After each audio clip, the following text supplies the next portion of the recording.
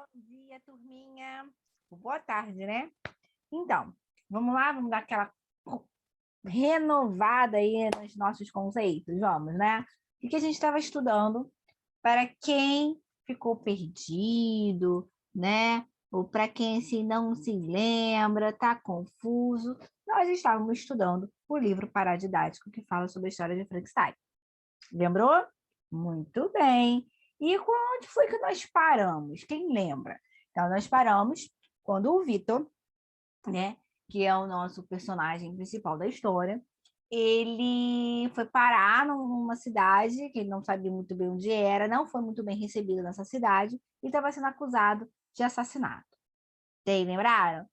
E um pouquinho antes disso, ele acabou quebrando a promessa que ele tinha feito ao monstro, né? O monstro que ele criou, que era de criar uma esposa para esse monstro, né? Ele desistiu, jogou os restos, né? Que ele destruiu no alto mar e foi parar nesse lugar que ele está sendo acusado de assassinato, ok? Então agora podemos continuar e nós vamos chegar aí no final, né? Hoje a gente termina aí o desfecho dessa história, que a gente aí tá meio... Eu, pelo menos, estou, né? Querendo saber os desfechos, querendo saber o resultado. Querendo saber o que vai ser esse monstro, ele vai aprontar mais ou não, né? Onde o Vitor vai, né? Acontecer, que ele, né, acabou arrumando para ele mesmo, né? Vamos lá. Capítulo 21. O terror está solto.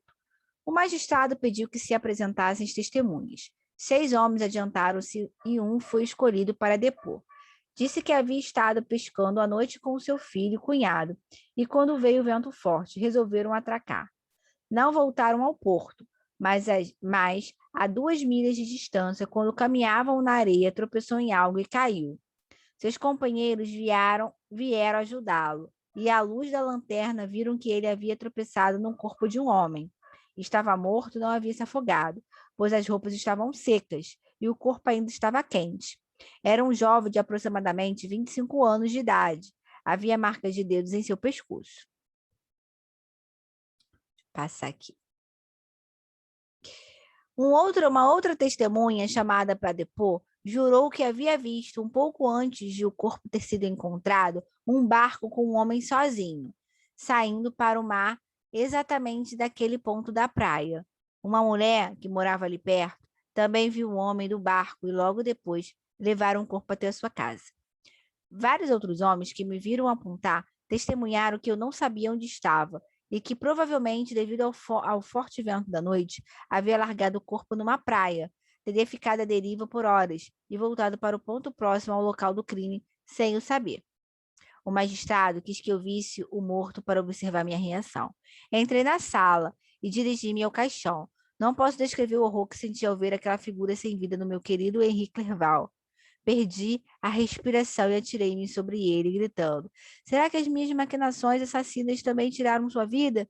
Meu amigo Henri, já destruí 2 pessoas. Outras vítimas esperavam seu destino.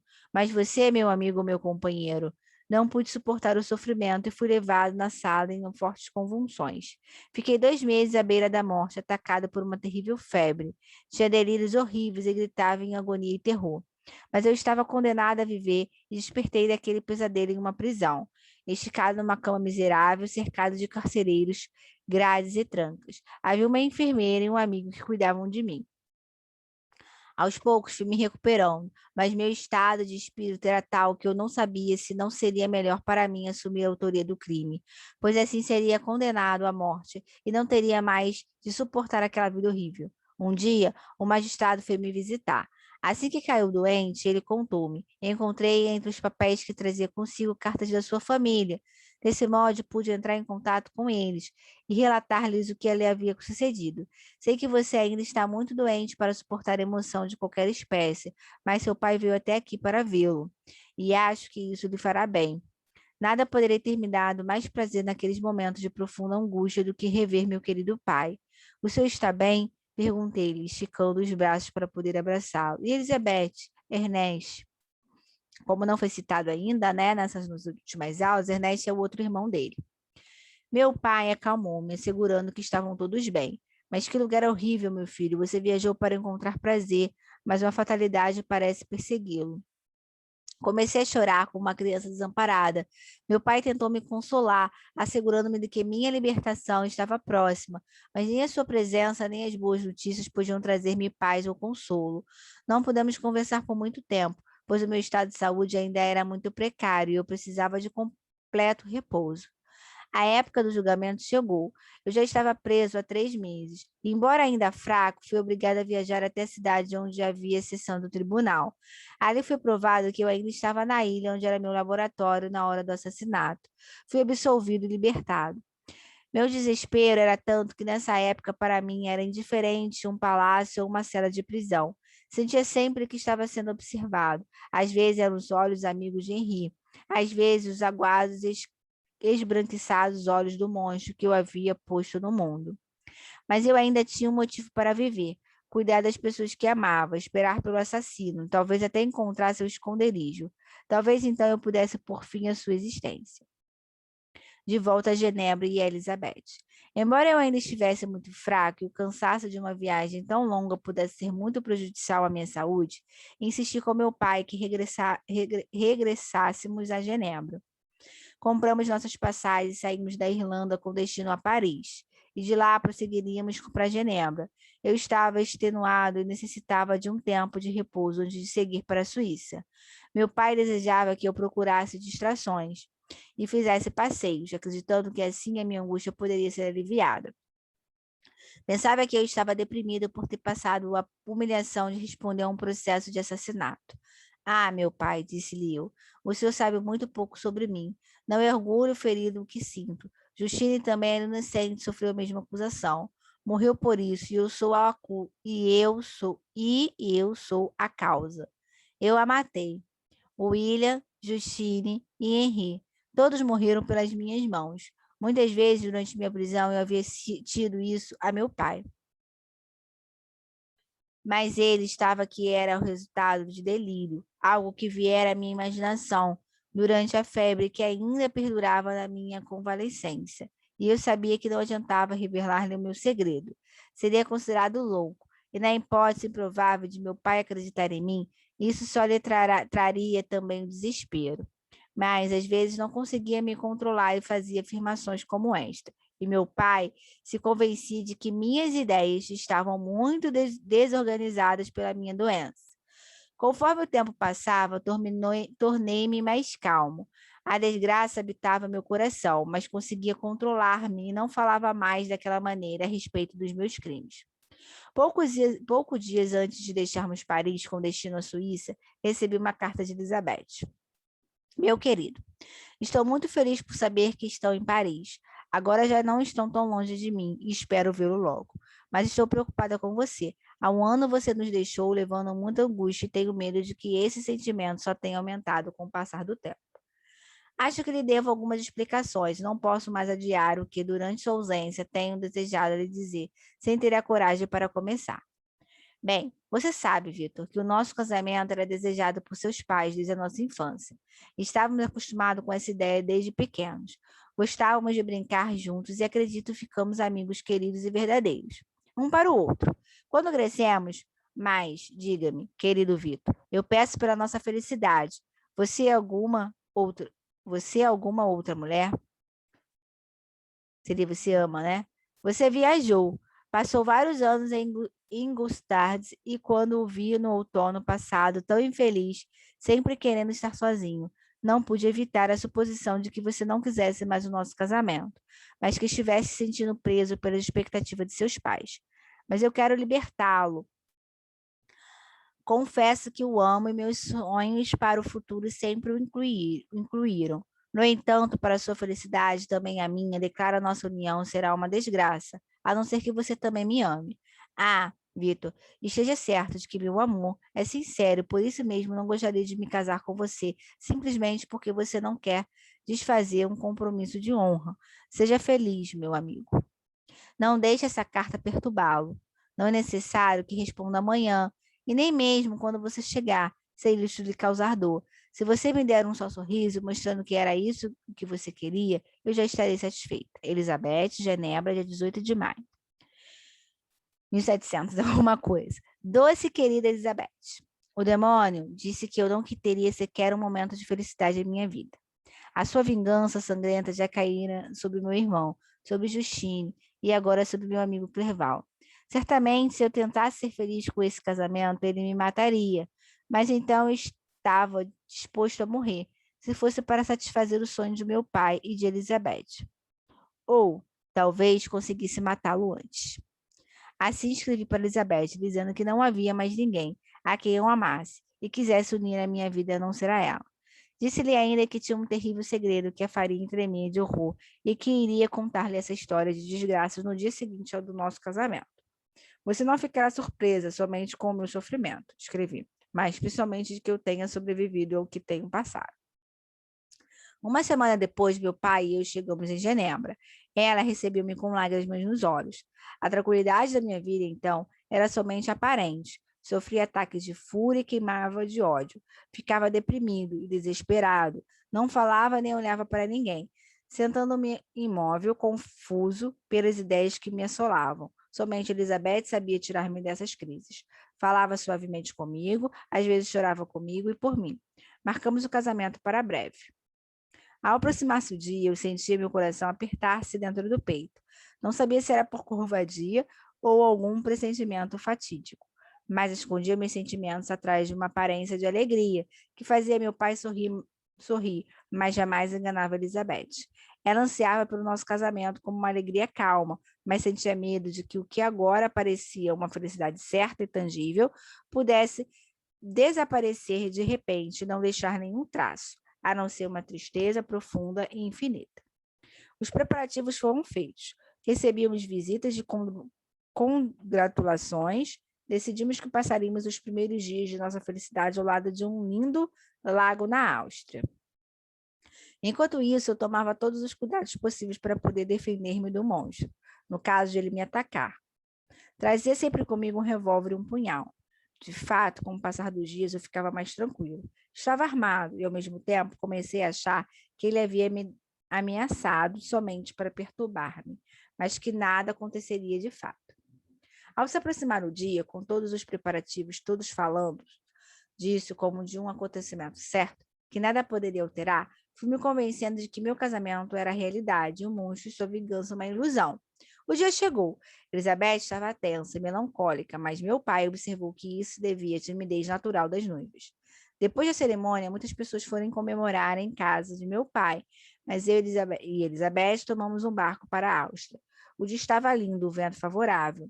Esses foram os últimos momentos da minha vida em que eu senti alguma felicidade. O sol estava quente e nos abrigamos sob uma cobertura de onde poderíamos contemplar a beleza da paisagem.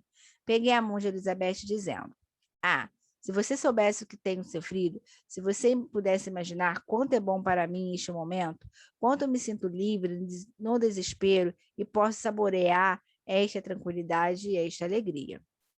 Seja feliz, meu Vitor, ela respondeu com voz suave. Não haverá nada, espero, para perturbá-lo.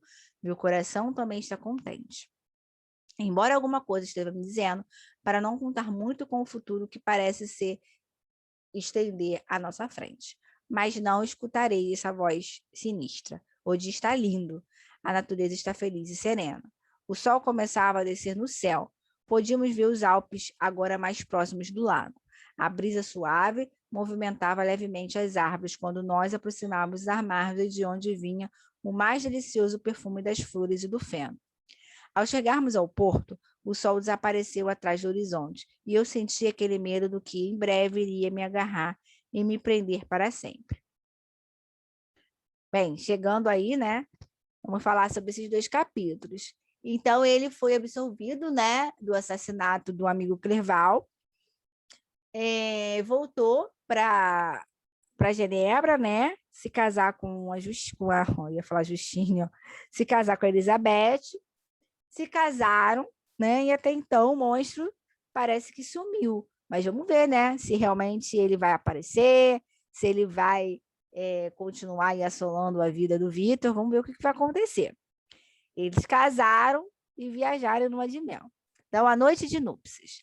Eram 8 horas quando chegamos. Andamos um pouco pela praia e depois fomos para a hospedaria, de onde contemplamos a cena adorável de água, matas e montanhas, ainda mostrando seus contornos à luz que findava. O vento, que estivera brando, agora vinha com grande violência. A lua havia atingido seu ponto máximo no céu e começava sua descida. As nuvens varriam o firmamento e obscureciam o luar, enquanto o lago refletia a cena do céu revolto e começava a levantar ondas. Subitamente, uma pesada tempestade começou. Eu estava ansioso, sobressaltado, qualquer ruído me assustava.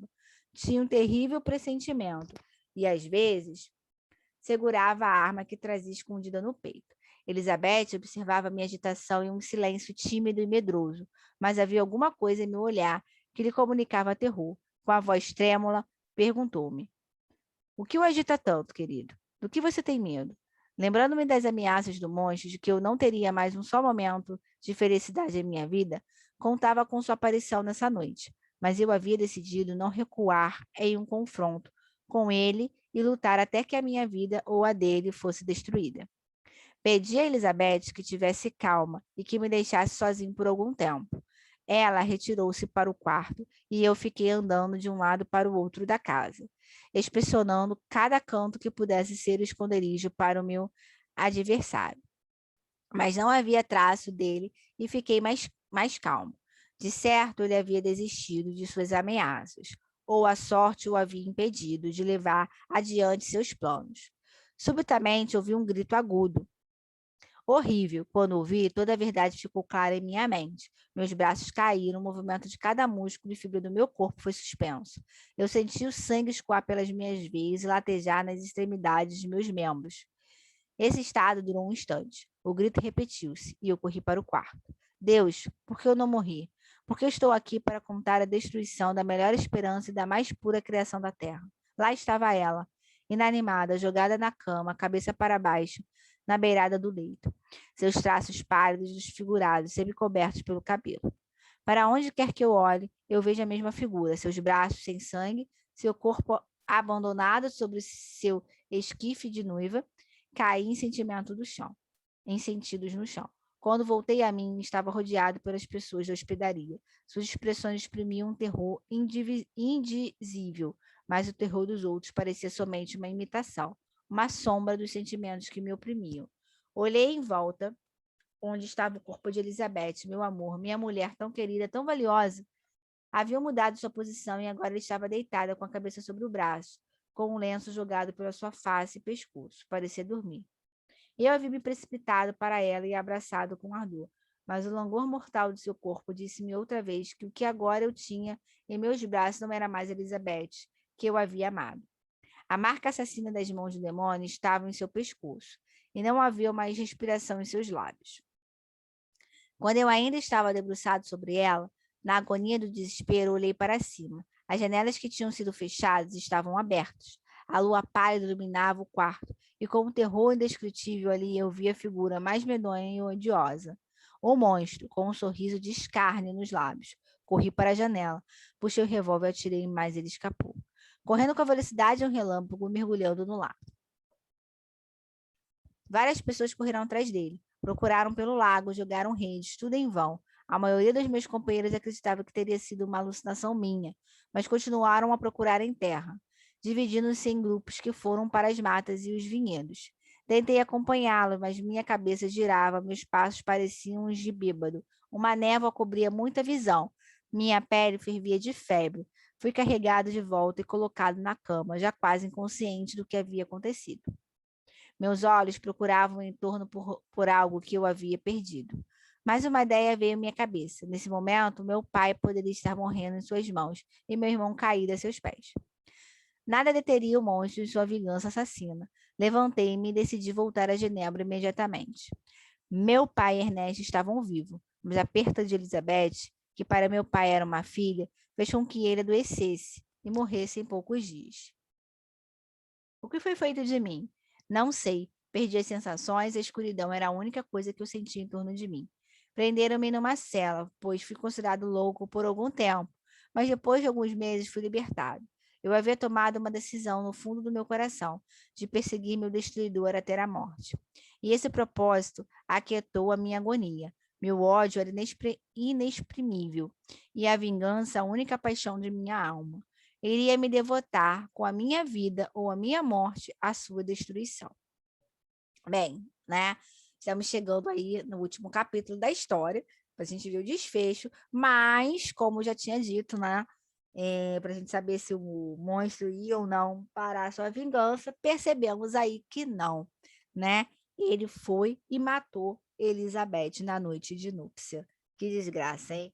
E com isso, né, o pai dele, o pai de Vitor, não aguentou, não resistiu à morte de Elizabeth, porque para Elizabeth, para ele era como se fosse a filha dele, né? Eles adotaram Elizabeth de pequena. E aí morreu também. Vamos lá, vamos agora ao último capítulo, vamos ver. E aí o desfecho dessa história, né? A perseguição. Minha primeira resolução foi deixar Genebra para sempre. Peguei todo o dinheiro que tinha, algumas joias que haviam pertencido à minha mãe e parti. Então, minhas perambulações começaram e não devem cessar, a não ser com a morte. Já atravessei uma grande parte da terra e suportei todas as adversidades que os viajantes atravessam, em desertos e países bárbaros. Como consegui sobreviver? Não sei. Muitas vezes deitei-me sobre o solo arenoso e rezei pela morte. Mas a vingança conservou-me vivo. Não ouso morrer e deixar meu adversário vivo. Quando deixei Genebra, vaguei pelas redondezas da cidade, até que, ao cair da noite, encontrei-me em frente ao cemitério, onde estão enterrados William, que é o irmão do Vitor, Elizabeth, que era irmã que virou esposa, e o pai. Caminhei até seus túmulos, ajoelhei-me na grama e beijei a terra, exclamando: pela profunda e eterna tristeza que sinto, eu juro perseguir o demônio que causou esta miséria até que ele ou eu morra. Corro este propósito, preservarei minha vida, e peço a vós, espírito dos mortos e guias da vingança, que ajude-me e conduza-me em meu trabalho. Permita que o amaldiçoado monstro do inferno beba a taça da agonia, que sinta o desespero que agora me atormenta. A resposta que veio atrás da noite silenciosa foi uma alta gargalhada, e depois aquela voz abominável que eu conhecia dirigiu-se a mim. Estou contente, canalha miserável. Você resolveu viver e eu estou satisfeito. Voe para o ponto de onde minha voz, mas ele fugiu. Já o persigo há muitos meses, guiado por pequenos indícios. Aí é ele nos túmulos, né? De onde ele se encontra. Já percorri as curvas do Reno, já estive no Mediterrâneo e lá tomei uma embarcação onde ele havia se escondido em direção ao Mar Negro. Mas ele escapou. Segui sua trilha pelos confins da Rússia. Algumas vezes, os camponeses, horrorizados pela sua aparição, informavam-me em seu caminho. Em outras ocasiões, ele mesmo, temendo que se eu perdesse completamente, estaria em desespero e morreria, deixava alguma marca para guiar-me.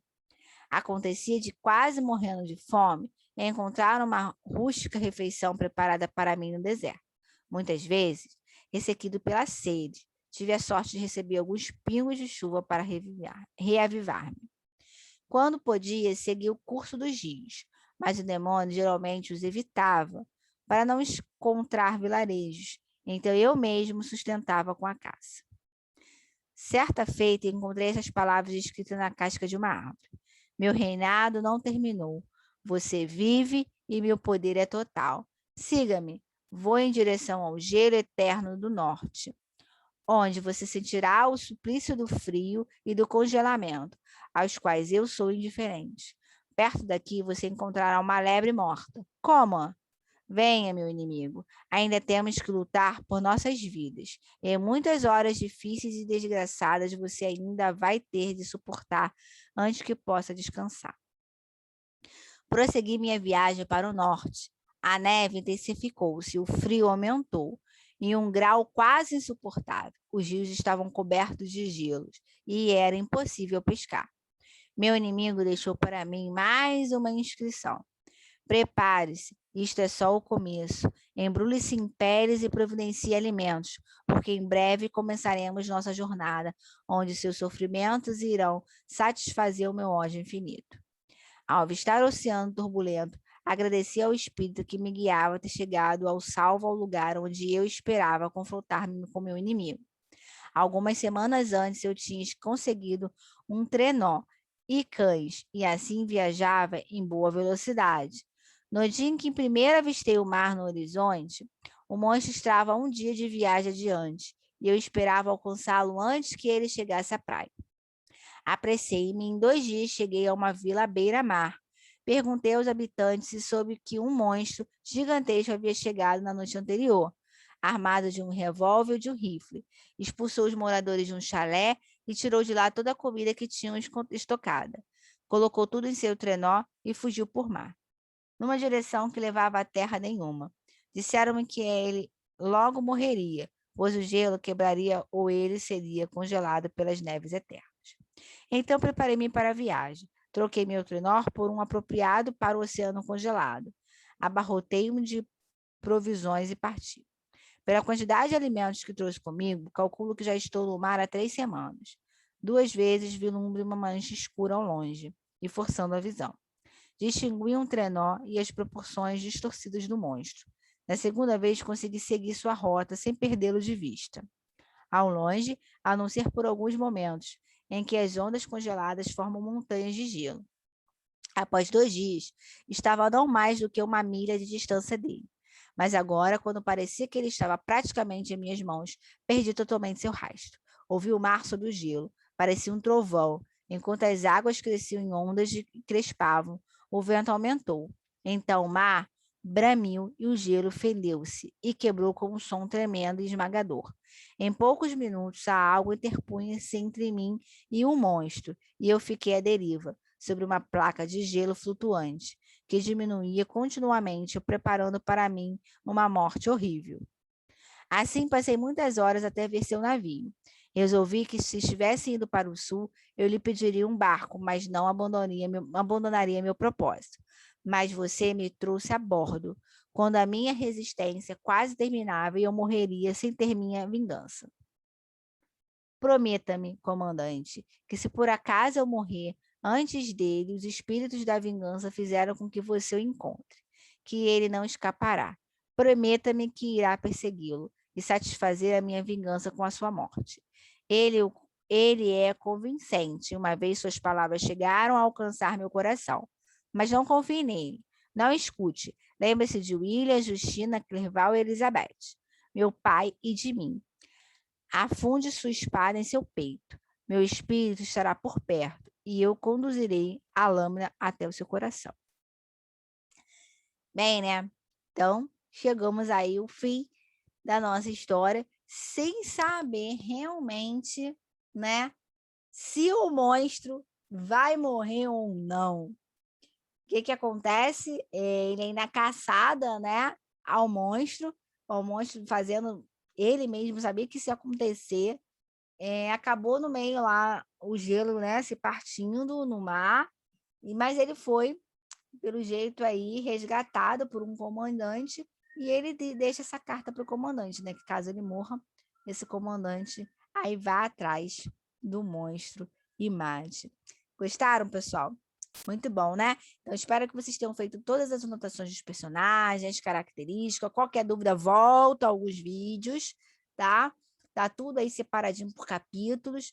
E a gente se vê nas próximas aulas com revisão para a prova, tá bom? Ó, um beijo e até lá. Tchau!